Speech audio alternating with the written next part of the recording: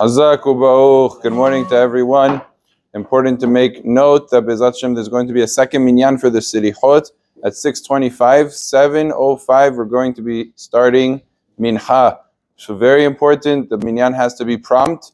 We're not going to delay mincha because the Selichot took longer.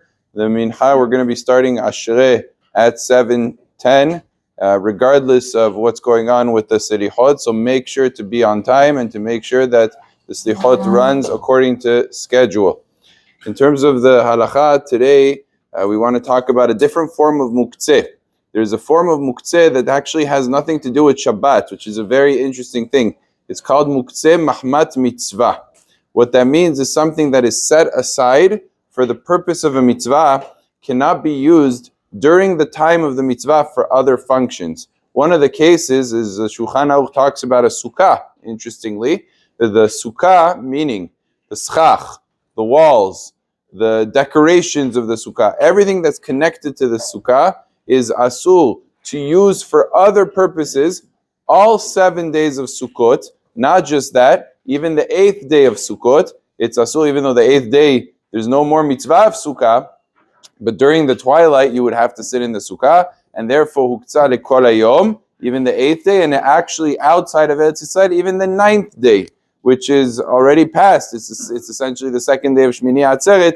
Still, one cannot benefit from the schach, from the walls, and from anything else that is connected to the sukkah, even if it becomes, say, detached. Where, for example, you say, I want to take a branch. The branch fell off.